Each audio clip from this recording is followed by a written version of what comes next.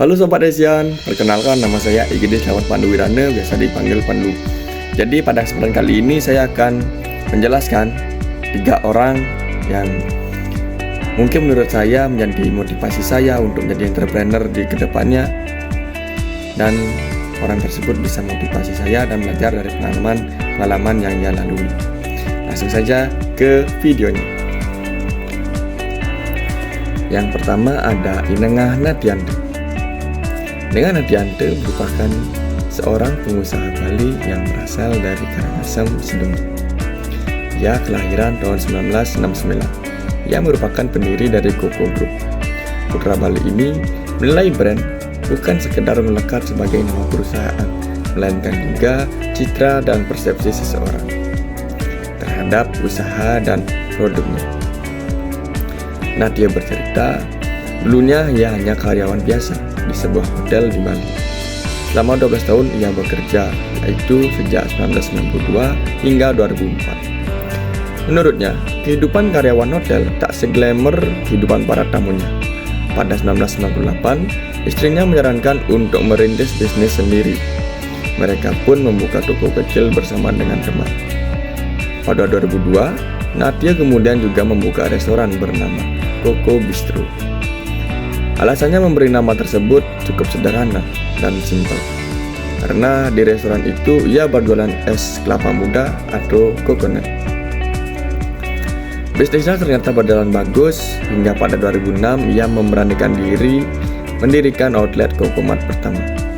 Modal awalnya hanya 15 juta rupiah dari gaji dan uang tip yang ia kumpulkan selama bekerja di hotel. Sejak itu, Nadia terus memetakan bisnis yang berkembang sampai sekarang. Koko Group kini memiliki 11 anak usaha, mulai dari Cocomat, Koko Supermarket, Koko Express, Koko Roti, Koko Gourmet, Koko Gift Shop, Koko Dewata. Kemudian, jaringan hotel yang memiliki Nadia Hotel, Nadia Restoran, Blue Shirt, dan yang terbaru Koko Grocery. Hal penting yang saya dapatkan dari seorang Pak Nengah Nadia ini adalah ia adalah seorang yang percaya diri mengembangkan bisnis dengan merek sendiri. Yang kedua, tentunya kita tidak asing lagi dari beliau, dari Buleleng. Dia adalah Aji Krishna. Aji Krishna dikenal sebagai pemilik bisnis Krishna Oleh-oleh yang diklaim menjadi pusat oleh-oleh terbesar dan terlengkap di Asia Tenggara. Bisnis Aji Krishna tersebut memiliki 7 outlet besar dan 3 mini outlet yang tersebar di seluruh Indonesia, bukan hanya di Bali saja. Aji Krishna memiliki nama asli I Gusti Ngurah Anom yang berasal dari desa Tangguwisya, Kecamatan Sririt, Buleleng, Bali. Pada masa kecil, ia sangat dikenal sebagai anak yang sangat bandel, keras kepala, dan semua kemauan harus dituruti meskipun hidup dalam keluarga yang serba kekurangan. Anak bungsu dari 7 bersaudara tersebut hanya berpendidikan sekolah menengah pertama atau SMP saja, saat ayahnya memutuskan untuk tidak menyekolahkannya ke SMA karena alasan biaya. Sebab itulah, Aji Krishna merasa kecewa dan memilih pergi ke Denpasar.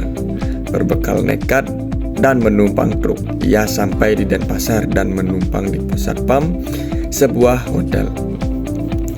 2 tahun kemudian, ia membantu pamannya dalam usaha konveksi hingga beranjak dewasa dan menikah.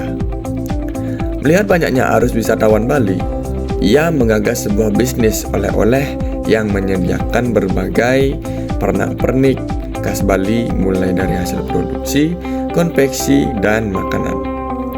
Terbukti dalam waktu cukup singkat, bisnis Aji Krishna berkembang dengan pesat hingga 2010 telah memiliki 4 outlet besar pusat oleh-oleh hingga sekarang.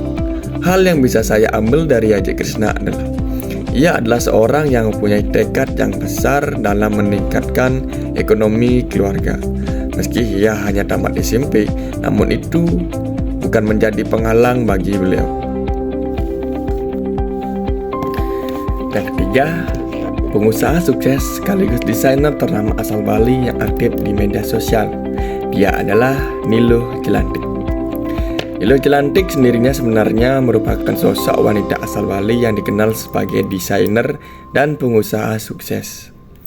Sering menjadi sorotan di media sosial, perempuan yang memiliki nama lengkap Nilo Putu Ari Pertami Jelantik ini lahir di Bangli pada 15 Juni 1975.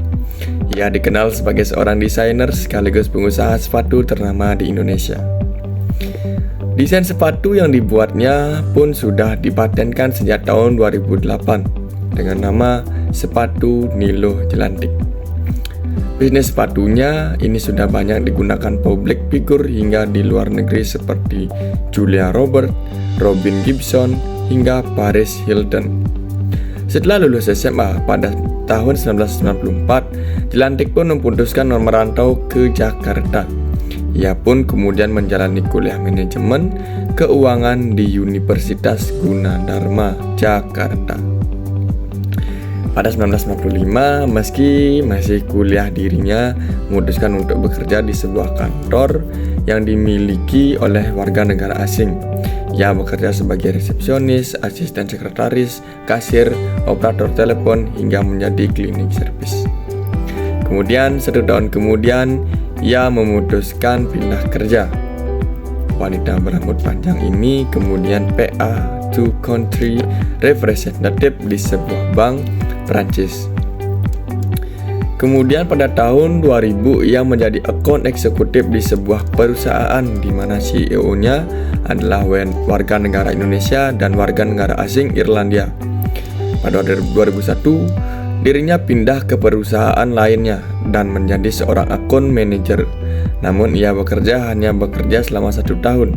Setelah itu, pada 2002 dirinya memutuskan kembali ke Bali dan bekerja sebagai marketing director pada usaha perusahaan asing. 1 tahun kemudian, Nilo Jelantik memutuskan membuka usaha sendiri pada tahun 2003. Ia membangun brand bernama Nilo. Bisnis Nilo sendiri dipasarkan full di pasaran Eropa, Australia, Amerika, Afrika, dan Asia. Produknya semua diekspor ke luar negeri.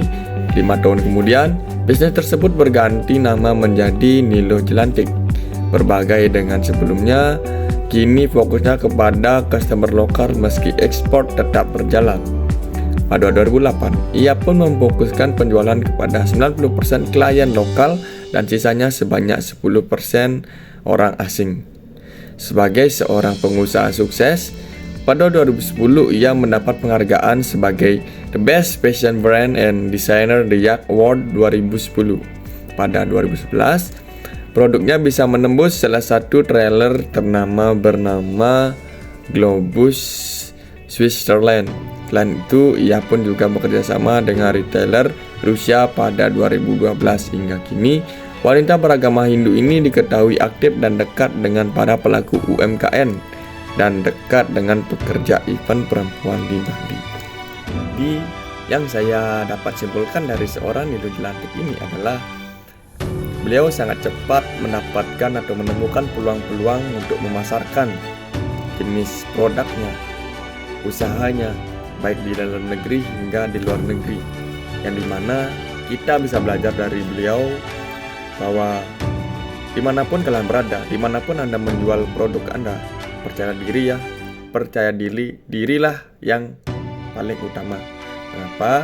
Karena percaya diri itu bisa membuat kita menjadi semangat dalam menjalankan usaha kita dan mendapatkan hasil yang kita inginkan.